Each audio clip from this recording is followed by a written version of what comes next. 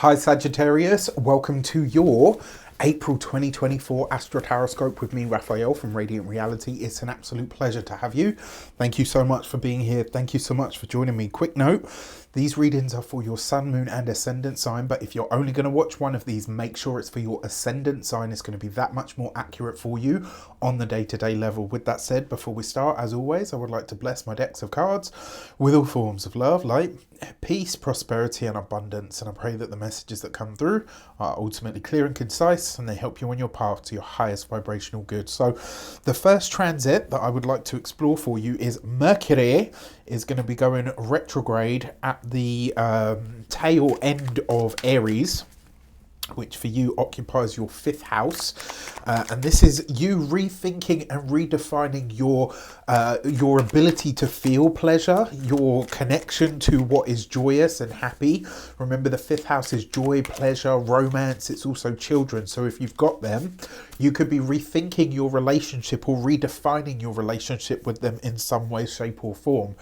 Another way that this potentially shows up, because Mercury for you rules your relationships, your significant other, your partner, and it also rules, where are you, your career house, right? So this could be new partnerships in a creative idea or endeavor of some sort could be coming through at this time.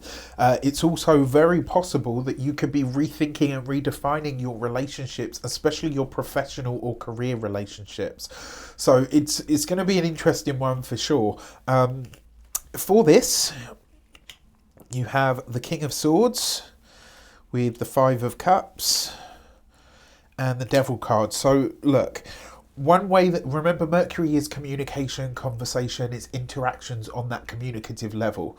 Because of the cards that you have present, I wouldn't be surprised if you end up breaking ties with somebody around this time in a professional sense. Now, that being said, remember, things that end in a retrograde tend not to stay ended. So I will say, if there are things that you need to get off your chest, find a way to communicate them in a way that doesn't leave a sour taste. Because the thing is, if you end up, this is like having it out with a work colleague that you have to see every single day, right? Obviously, you've got to say your piece, which is important. I believe in that. I totally do. Freedom of speech and also the ability to express yourself is important.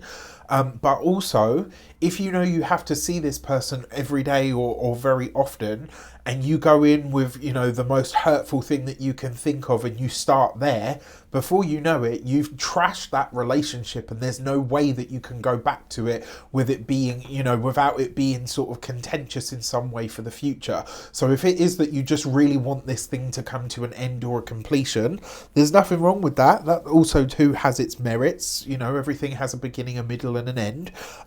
But if you don't want this to be the full stop, then you have to be really conscious about how you use your words and your language at this point. So if I ever don't mention the transits, remember they are, all of that stuff is in the description box below. I also wanted to say the second transit that I want to, so that Mercury retrograde begins on the 2nd of the month, like right out of the gate. On the 8th of the month, we have a new moon. Where are you, Luna? New moon solar eclipse in the sign of Aries.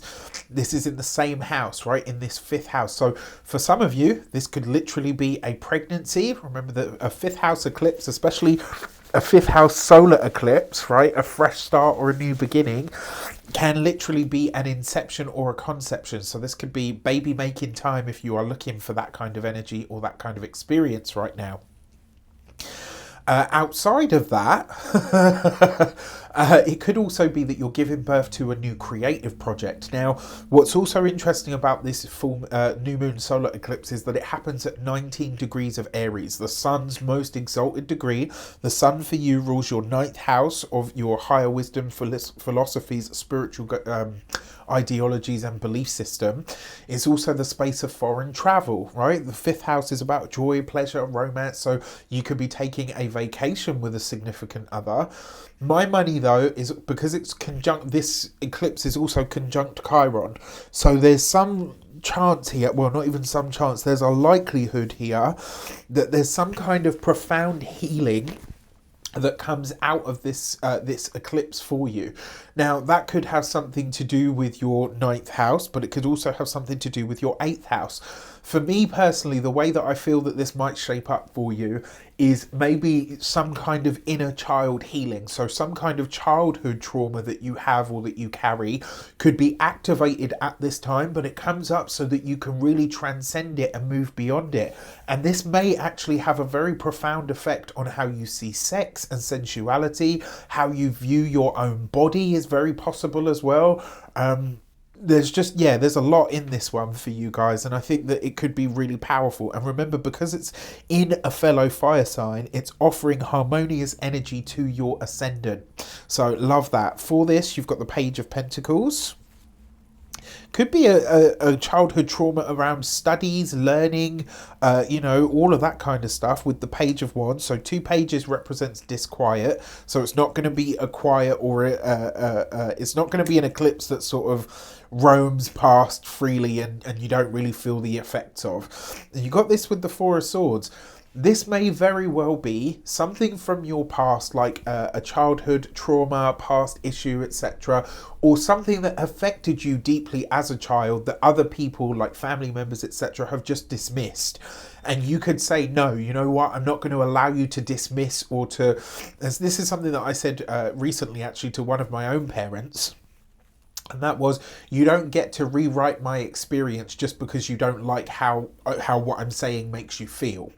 Right? And that's the truth of it. It wasn't easy to say, and I'm fairly certain it probably wasn't very nice to hear, but that's the truth of the matter. And so this feels like that, right? There might be an element here where it's like you're kind of saying to someone, it doesn't have to be a parent, ninth house after all, the sun in this chart for you rules the ninth house, so this could be a grandparent. This could be where you say to somebody, I don't care how what I'm saying makes you feel, this was my experience and this is how this is hurting me or hindering me or something that I've been carrying since I was a child, and you could be releasing that now. If you have children of your own, it is possible that they could give you a few more grey hairs, right? I'm just going to tell you straight up. On the 18th of the month, Jupiter and Uranus, they've been flirting with this conjunction for the last part of, for the best part of 11 months. Now they actually come exact on the 18th of the month, right the way through to the 21st, and then after that it starts to pull away. This is a big deal, right? Jupiter is you. Jupiter is the ruler of Sagittarius. It's the ruler of your body, your physical self, your mind, the way that you navigate and move through life on a daily level. And it also rules your 4th house of home, family, property, and real estate. It's also your deep emotional makeup and your roots. So those areas of you could be having a really powerful shift in some regard. And then on top of that, you've got Uranus, which is the ruler of your 3rd house of communications, conversations, etc., even your friends. 3rd house is like mates, chums, people that you study with, people that you kind of knock about with in your local area, all of that kind of stuff. There's a chance here that this could literally be, showing up in a way that makes you kind of realize that there are a lot more opportunities closer to home than you realize. It could also maybe expand a personal business if you have one, because the 3rd house is your skill set, it's communications, conversations, it's also your mind, right? So there's a lot going on here. For this, you have the Chariot card. I'm seeing this as overwhelmingly positive. I am, just because of the energies that are involved. It's almost like, I think luck and blessings come in through these areas of your life, and it could be that maybe you're just walking through life and you feel that much more buoyant. You've got this with the Chariot card. The Queen of Pentacles, usually an earth sign woman, Taurus, Capricorn, Virgo. She's likely to be a Capricorn, right? Even though that's the world card, just trust me for this.